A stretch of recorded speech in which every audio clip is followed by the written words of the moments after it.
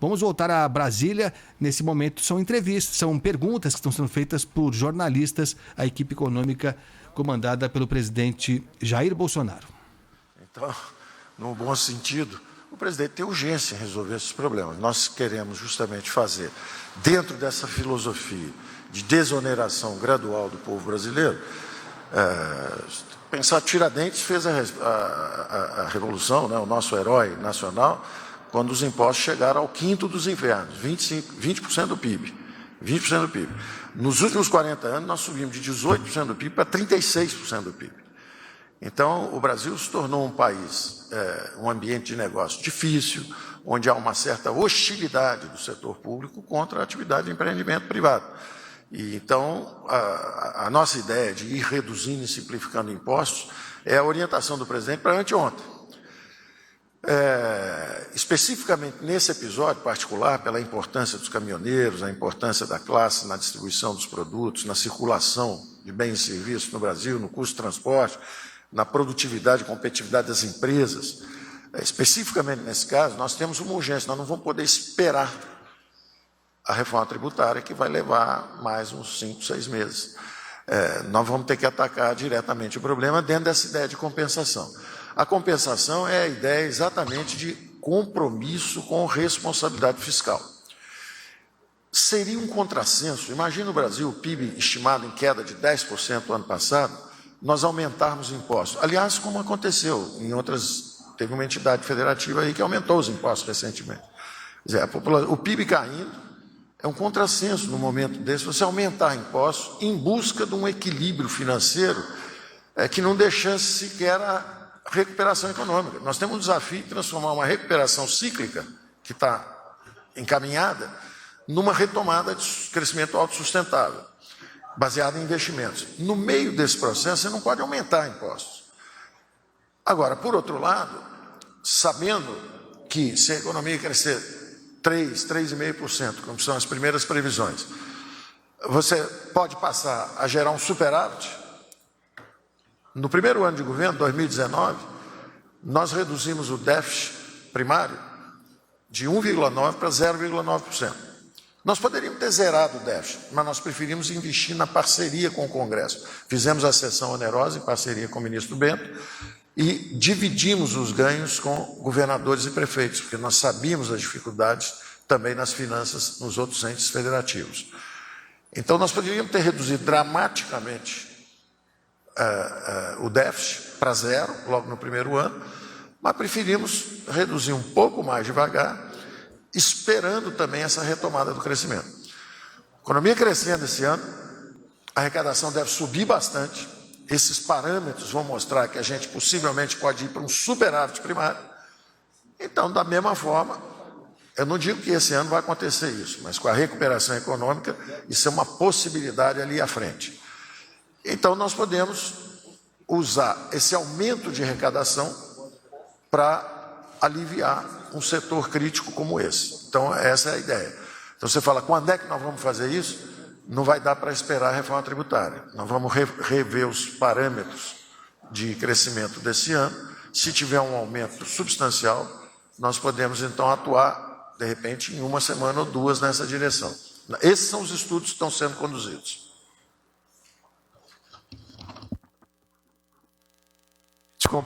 Permite complementar aqui. Obrigado pela pergunta. Quando ele falou que um ente federado aumentou impostos recentemente. O nosso governo, os impostos regulatórios que tratam especial da importação, nós reduzimos de centenas voltado da saúde. Assim como reduzimos o imposto, por sugestão do Tarcísio, conversado com o Camex, com o Paulo Guedes, obviamente, passamos de 16% para zero os impostos de pneus para caminhões. E mais recentemente, nessa semana, o idem, imposto regulatório, passamos de 16% para 2% de peças de reposição de tratores, maquinária agrícola. Ou seja, o esforço federal busca esse objetivo, não é uma orientação minha, é um consenso entre nós buscar isso aí. Nós não vamos aumentar qualquer imposto. Se porventura tiver que criar um imposto um dia, vai ser com a revogação de outros. Se porventura. Esperamos que isso não tenha que acontecer. Agora, o governo federal está dando exemplo. É isso que nós queremos, é de todos aqui no Brasil. A população não queira uma nova revolução por causa dos quintos aqui, que nem quinto agora, é 2/5, estamos chegando a 2/5. E nós devemos, a partir do momento que temos a capacidade e queremos nos antecipar ao problema, é buscar a simplificação e também a diminuição da carga tributária no Brasil. Como, repito aqui, se estamos consumindo mais óleo diesel, para que buscar algo compensatório para passar de 35 centavos, que é o preço do diesel, para 30 centavos? Deveríamos ter essa liberdade.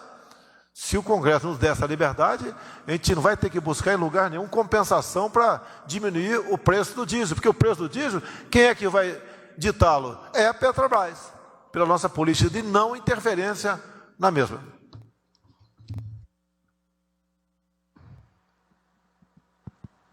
Nós estamos acompanhando direto de Brasília a entrevista coletiva do presidente Jair Bolsonaro, outros ministros da Economia, em particular o ministro Paulo Guedes, que estão respondendo, os ministros e o presidente, a perguntas de jornalistas, falando basicamente sobre aumento de imposto e sobre política energética no Brasil. Vamos ouvir. E se o senhor já falou com os novos presidentes da Câmara e do Senado sobre essa proposta? Obrigado. Pelo fim, não conversei com eles. Nós não estamos interferindo em nada. Se um Estado está arrecadando X por litro de combustível, usando uma metodologia, ele vai arrecadar, com a nossa proposta, o menos X por outra metodologia. Agora, o que acontece? No momento, é voz corrente, é a voz do povo. Nós temos que ser leais à população. Eles nos dizem o tempo todo. Quando nós reduzimos, e várias reduções tivemos ao longo de 2 anos, no preço de combustível na refinaria, ou não chegava, ou chegava tardiamente na bolsa, no posto. Ou então, quando você aumentava aqui, rapidamente era aumentado na bomba. Então, essa previsibilidade que nós queremos ter.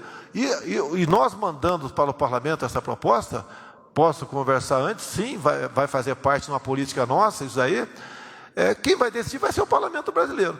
Eu acredito que não estamos trocando 6 por meia dúzia, essa questão. Mas estamos dando a previsibilidade.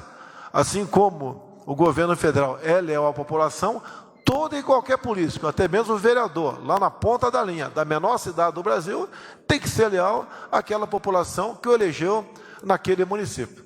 Então, eu acredito que, não conversei ainda, repito para vocês, vou conversar, mas acredito que a proposta deva ter um sinal verde para que o parlamento possa debatê-la, aperfeiçoá-la e, quem sabe, até ter uma ideia melhor para esse problema. Eu faria uma observação também a respeito do que foi dito sobre quem tem 35 prioridades e não tem nenhuma, que é simples. O orçamento está lá desde maio, abril do ano passado. O Pacto Federativo está no Congresso desde dezembro de 2019. Quer dizer, essas coisas foram chegando. Então, quem quiser saber a ordem, a prioridade das medidas, pelo menos as medidas econômicas, a prioridade está na ordem de envio. E os envios foram sempre em busca de controle de despesas. Primeiro foi a previdenciária, que era uma despesa de 700 bilhões crescendo, 30, 40 bilhões todo ano, fizemos a reforma previdenciária. Logo depois, derrubamos juros. Os juros caíram de 360 para 260, caíram 100 bilhões de reais por ano, 2019 e 2020. Justamente porque nós nos comprometemos com a reforma do Estado, as privatizações, a desalavancagem dos bancos públicos. Depois, a terceira maior despesa era a reforma administrativa. Também está lá desde meados do ano passado. Foi o Covid. Eu não vou dizer não vou sequer culpar o Congresso. Eu vou dizer que foi o Covid. O Covid interrompeu a nossa pauta. O presidente, desde o início, disse, olha, vamos salvar vidas, nenhum brasileiro pode ficar para trás. E nós nos dedicamos, então, ao combate à pandemia. Durante a pandemia, reduzimos impostos, diferimos impostos, reduzimos alíquotas de importação de mais 1.500 produtos médicos hospitalares, sem a preocupação menor com o déficit, exatamente porque pela PEC de guerra nós podíamos gastar mais. Mas eu faço questão de enfatizar esse raciocínio da compensação tributária, porque ele é a base do nosso compromisso com a responsabilidade fiscal. Essa ideia de que, olha, nós temos um compromisso de responsabilidade, não queremos, de forma alguma, um desequilíbrio fiscal, mas estamos atentos a esse problema. Então, tira a pandemia, imagine o curso do governo. O déficit era 2, passou para 1. Poderia, se a economia começar a crescer 2%, 3%, ele poderia ir para um pico ligeiro superávit. Então, esse aumento de arrecadação, em vez de virar um superávit mais forte, nós preferíamos transformar em desagravos, ou seja, em derrubar o peso dos impostos sobre a economia brasileira. Então, a ideia é essa, ir fazendo aos poucos essa redução. À medida que a economia vai crescendo, nós vamos reduzindo os impostos. Isso é, inclusive, o que está por trás da nossa concepção de reforma tributária. A nossa concepção de reforma tributária é de simplificação e redução de impostos. Num caso particular agora, é essa redução. Eu faço questão de dizer isso, porque nós não estamos fazendo nada que seja inconsistente ou incoerente com as nossas políticas. Nós poderíamos botar imposto de exportação agora, por exemplo, sobre o preço de soja, óleo de soja, para derrubar o preço interno e tal. Não, porque nós queremos abrir a economia. Agora, derrubar as tarifas de importação? Sim. Então, da mesma forma, vamos subir os impostos? Não. Agora, a arrecadação subiu bastante. Vamos reduzir os impostos? Particularmente esse que está sendo tratado aqui? Sim. Então, não há nenhuma incoerência, nenhum casuísmo. É uma pressão política legítima, válida, de gente que sofreu muito com desacertos de políticas passadas. O Brasil tem 5 vezes mais transporte nesse modal por metro cúbico que os demais países, por excessos e equívocos de governos passados, que deixaram a conta pesada para ser paga agora. E nós estamos tentando ajudá-los, porque são guerreiros, são valentes, ajudaram o Brasil. E esse aumento de arrecadação, então, pode ser compensado com uma desoneração para eles. Da mesma forma que para reduzir um imposto você teria que aumentar o outro, se aumentar a arrecadação, nós queremos reduzir algum imposto em outro lugar. Sempre pensando na trajetória de ajuste gradual que nós estamos seguindo. Para a próxima pergunta, a gente convida o jornalista Guilherme Mazui, do portal G1.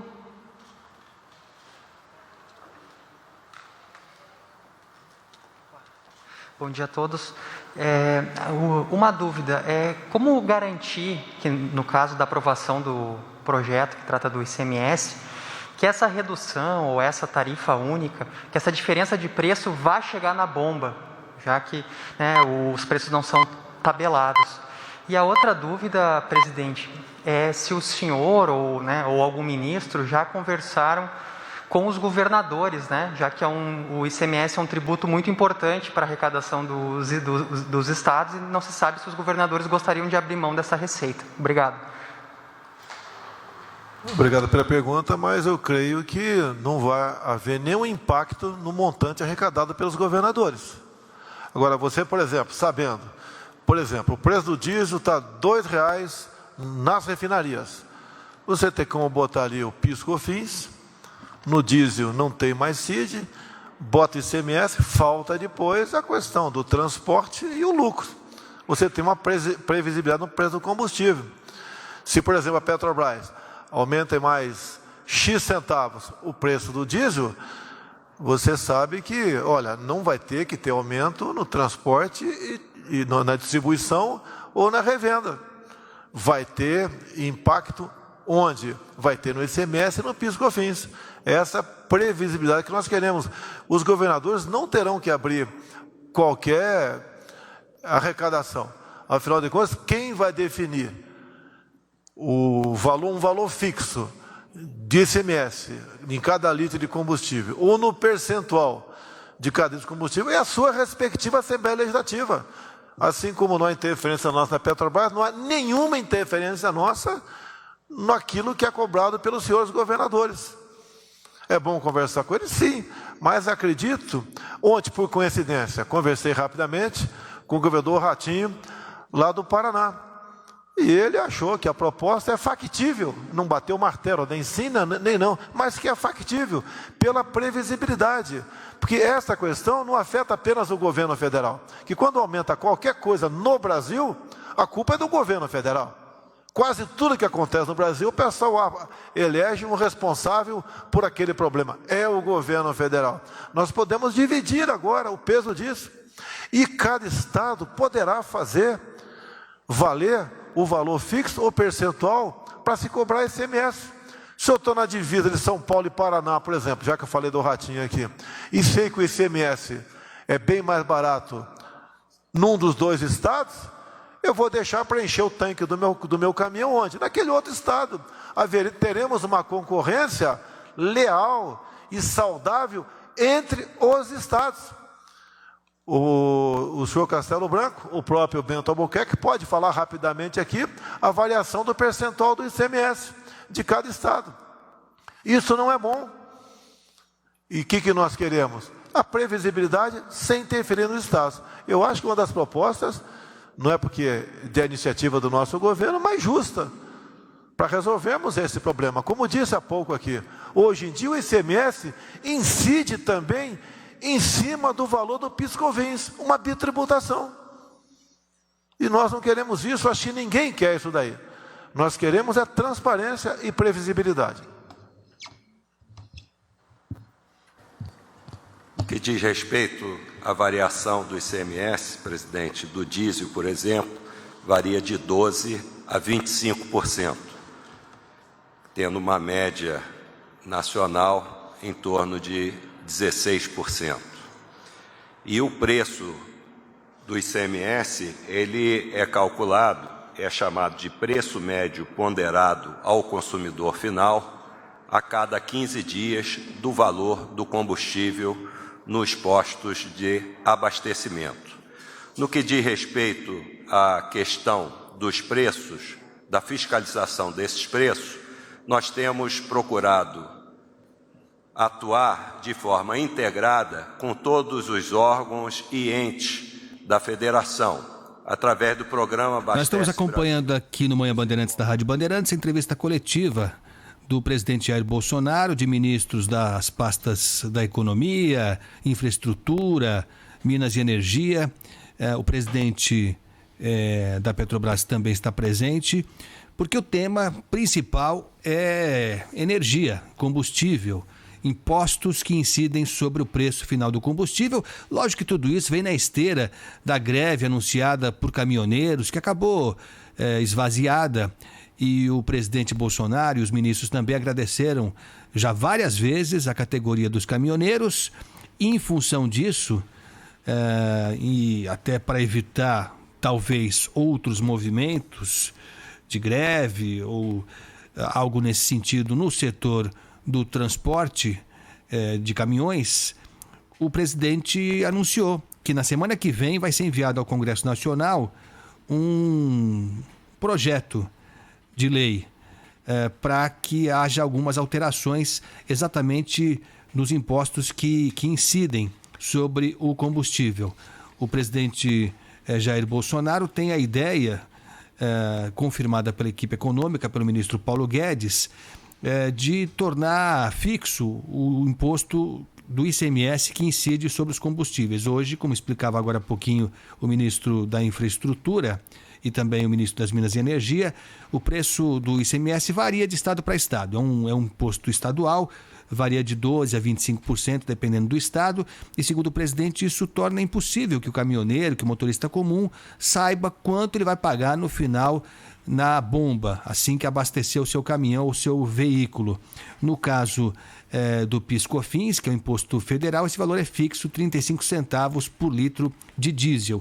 E esse projeto, essa proposta, projeto de lei complementar, que segundo o presidente vai ser enviado na semana que vem para o Congresso, prevê que, de certa forma, se torne fixo o valor do ICMS, ou um percentual incidindo sobre o combustível na saída da refinaria, ou um valor fixo por litro de combustível, um valor fixo que seria, então, lançado na bomba sobre o combustível a cada litro desse combustível. Agora, é lógico que isso vai causar uma polêmica, porque o ICMS é um valor, é um imposto estadual, e por esse projeto que a presidência promete enviar, vai se tentar, de alguma forma, conter esse imposto estadual para que haja, no limite, a redução do preço do combustível. Vai ser uma discussão para mais de metro. Aliás, o presidente foi perguntado agora há pouquinho se ele já conversou com algum governador sobre isso, porque vai haver uma grita.